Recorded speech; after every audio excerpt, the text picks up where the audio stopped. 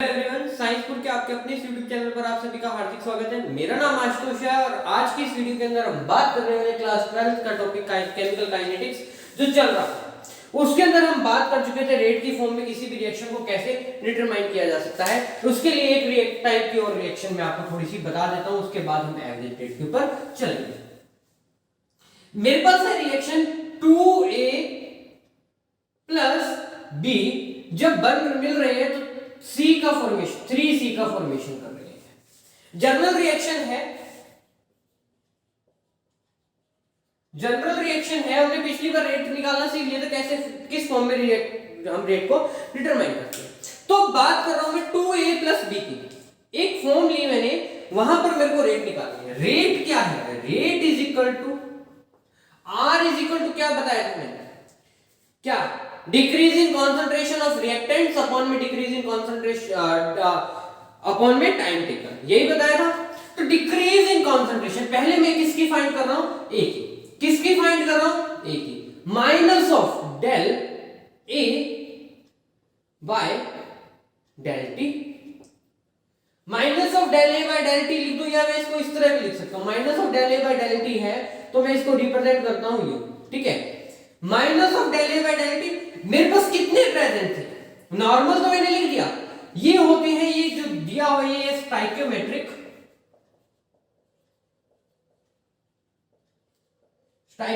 Coefficient. क्या है? Stoichiometric coefficient है। इसकी फॉर्म में मुझे क्या करना है? रिएक्शन को रिप्रेजेंट करना है। बिल्कुल इजी से del A by del T को आप नॉर्मल कर ही रहे थे। अब आपको करना क्या है? जितना है उतने से इसको क्या कर दो? मल्टीप्लाई कर दो। क्या है? जितने से है उतने से उसको डिवाइड करके या एक टर्म को डिवाइड कर दो, एक को मल्टीप्लाई कर दो। Normal variable reactant of rate of A क्या हो गया? ये हो गया मेरे पास। अब मैं इसी तरह बात कर रहा हूं rate of B। Rate of B कैसे फाइंड करोगे? माइनस ऑफ रिएक्टेंट की बात कर रही है del B by del T। Del B by del T, इसको इक्वेशन नंबर 1 दे दीजिए, इसको इक्वेशन नंबर 2 दे देता हूं। इक्वेशन 1। अब मुझे बात करनी है आर प्रोडक्ट की बात करनी है। किसकी बात कर रहा हूं मैं? प्रोडक्ट। प्रोडक्ट क्या है? Rate of reactant. Rate of reactant क्या हो सकता है? नेगेटिव हो सकता है। रेट ऑफ रिएक्टेंट क्या नहीं हो सकता? नेगेटिव हो सकता है, नहीं हो सकता।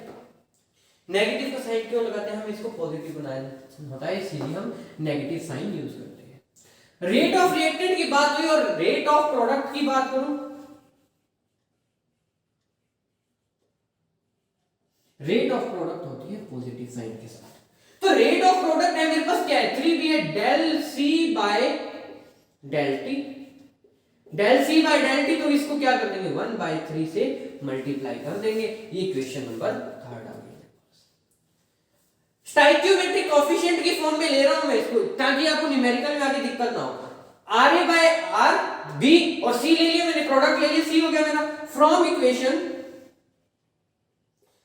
Equation first second and third. From equation first second and third, तो मैं तीनों को अगर लिख दूं तो क्या लिख सकता हूं? 1/2। तीनों को अगर मैं एक साथ लिखूं तो मैं क्या लिखूंगा? रेट ऑफ रिएक्शन लिख दूं तो इस यहां लिखते हैं रेट ऑफ रिएक्शन। तो क्या बन जाएगी मेरी? रेट ऑफ रिएक्शन में कैसे लिखूंगा?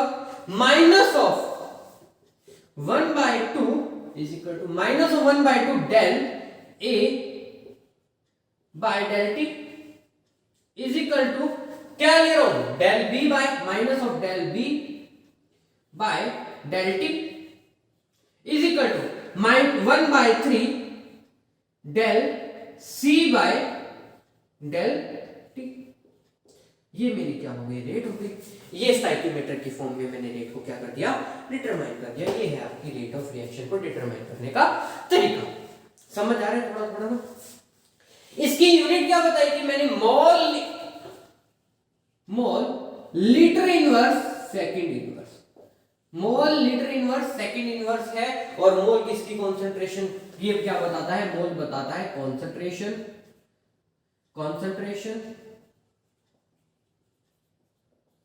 और टाइम की क्या होती है, सेकंड, कितने सेकंड तक ये काम हुआ है। इससे हम क्या करते हैं, रेट को डिटरमाइन करते हैं। थोड़ा थोड़ा समझ आया होगा है ना। एक छोटा सा एग्जांपल सही आपके लिए। चलिए रेट की बात की मैंने यहां पर। रेट क्या है, change in concentration of reaction in time taken, कितने टाइम टेकन में कितना रिएक्शन के अंदर चेंज हुआ है, रिएक्टेंट की कंसंट्रेशन, प्रोडक्ट की कंसंट्रेशन, और हम किसकी बात करते हैं, मोटाइल रिएक्शंस की इस चैप्टर के अंदर बात करते हैं। अब टॉपिक आता है एवरेज रेट और initiation rate, average rate and average rate and initiate, एक सेकंड पे, इनिशिएशन नहीं है, इंस्टेंटेनियस रेट,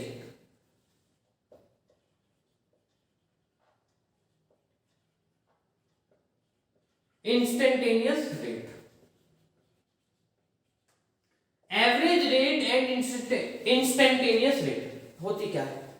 एवरेज रेट की बात कर रहा हूं मैं। एवरेज रेट को रिप्रेजेंट करते हैं आर एल ए बी से, आर ए बी से, स्मॉल आर ए बी। इससे किससे रिप्रेजेंट करते हैं भाई, स्मॉल आर ए बी से। तो मैं इसको क्या लिख सकता हूं, minus of del R upon में del T, sorry minus of del R upon में del T, minus of del R upon में डेल टी, मैं इसको लिख सकता हूं is equal to del P upon में del T, del P upon में डेल टी।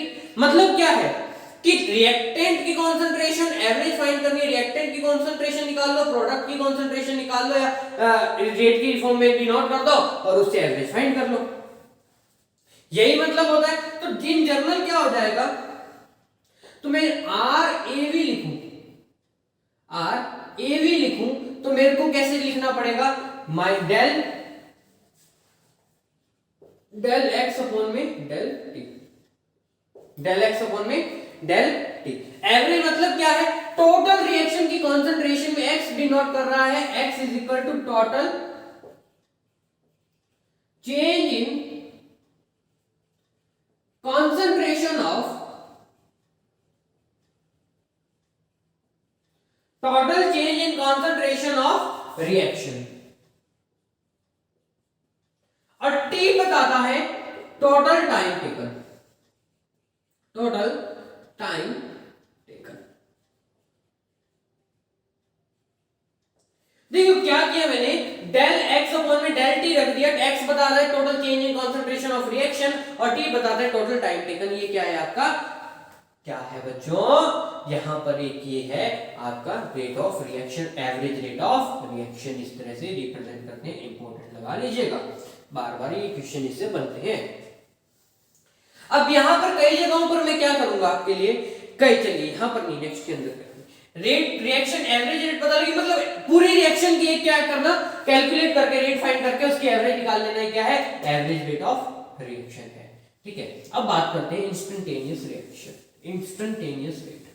इंस्टेंटेनियस रेट हमें क्या बता रहा है, इंस्टेंटेनियस रेट देखिए टर्म से पता है, rate of reaction any instant of time, instant of time मतलब किसी स्पेसिफिक टाइम पर, is the rate of change of concentration. इसकी डेफिनेशन लिख देते हैं, rate of reaction, rate of reaction at any, rate of reaction at any instant of time, instant of time, rate of reaction at any instant of time is the rate of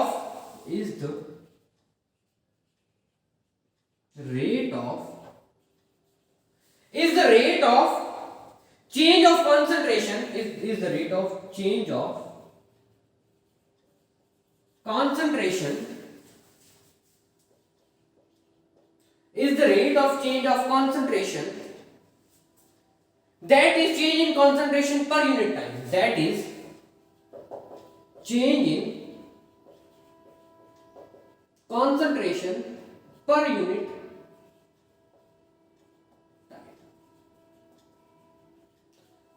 change in concentration per unit time.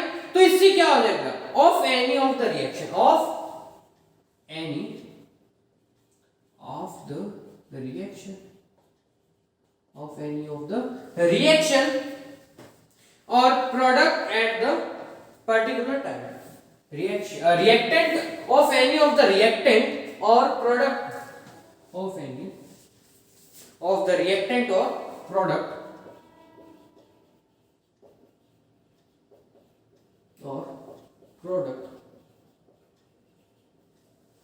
product particular instant of time, particular instant of time is known as instantaneous rate of reaction, instantaneous rate of reaction। instantaneous is given by del x by del t। इसको कैसे denote करोगे, del dx by dt। कैसे denote करोगे, dx by dt। पहले कई जगहों पर मैं क्या करूंगा, del x by del t करूंगा और कई जगहों पर मैं करूंगा dx by dt। तो dx d का मतलब होता है small amount of change, small amount of change, और x का मतलब डेल का मतलब होता है large amount of change, large amount of change. Small amount of change और एक क्या बता रहा है आपको, लार्ज अमाउंट ऑफ चेंज बता रहा है del x dx by dt। तो रेट ऑफ इंस्टेंटेनियस रिएक्शन का मेरे को फाइंड करना है, तो मैं इसको लिख सकता हूं r instantaneous is equal to dx by dt, dx by dt। For example अब देखिए, अब यहां तक समझ आया होगा, dx by dt से किसको रिप्रेजेंट कर रहा हूं मैं, r instantaneous dx by dt। समझ आई यहां तक चीज। चलिए इसके एक एग्जांपल लेते हैं तो वो थोड़ा सा क्लियर होगा आपको।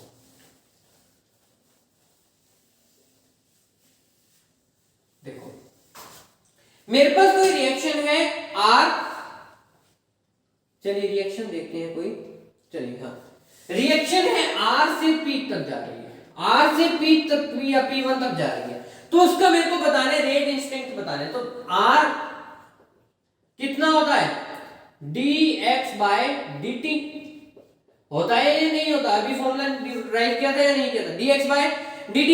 तो मैं क्या लिख सकता हूं इसको, मैं लिख सकता हूं dr by dt, dr by dt minus of dr by dt is equal to positive dp by dt। लिख दूं तो कोई दिक्कत है क्या इस फॉर्म में, इस रिएक्शन को, इस फॉर्म में इस रिएक्शन को लिख दूं तो कोई दिक्कत होगी, नहीं होगी ना। इनफैक्ट मैं इसको क्या लिख सकता हूं,